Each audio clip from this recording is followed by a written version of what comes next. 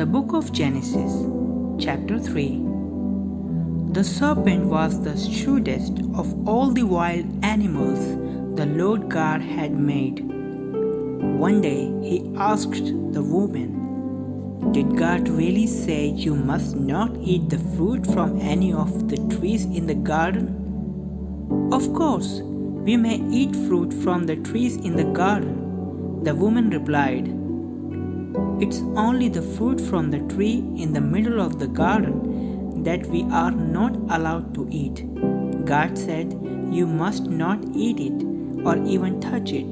If you do, you will die." "You won't die," the serpent replied to the woman.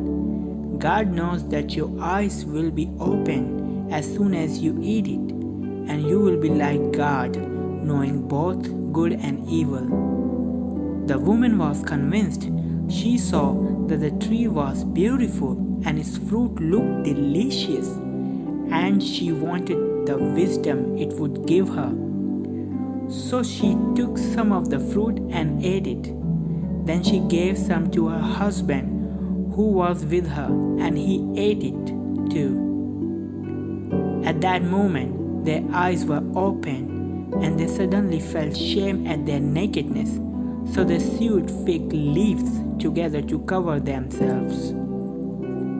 When the cool evening breeze were blowing, the man and his wife heard the Lord God walking about in the garden.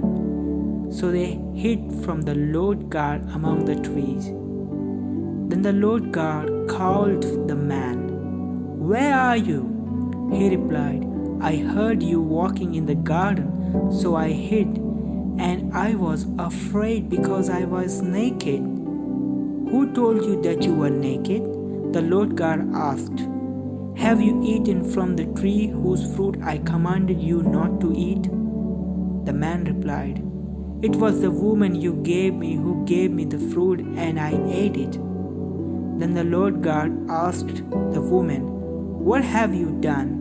"The serpent deceived me," she replied. "That's why I ate it." Then the Lord God said to the serpent, "Because you have done this, you are cursed more than all animals, domestic and wild. You will crawl on your belly, groveling in the dust as long as you live. And I will cause hostility between you and the woman, and between your offspring and her offspring. He will strike your head, and you will strike his heel." Then he said to the woman, "I will sharpen the pain of your pregnancy, and in pain you will give birth.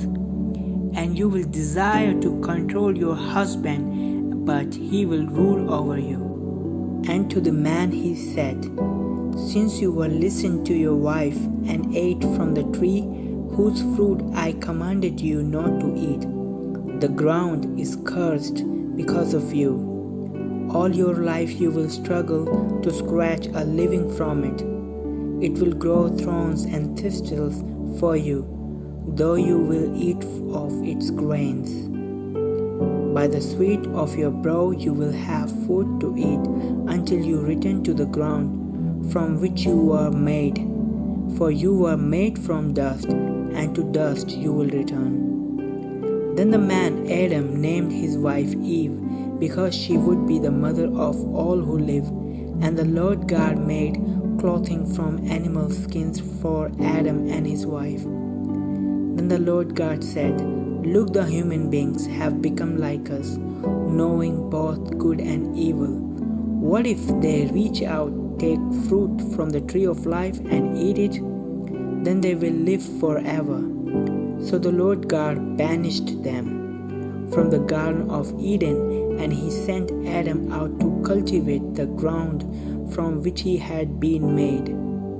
After sending them out, the Lord God stationed mighty cherubim to the east of the Garden of Eden, and he placed a flaming sword that flashed back and forth to guard the way to the tree of life.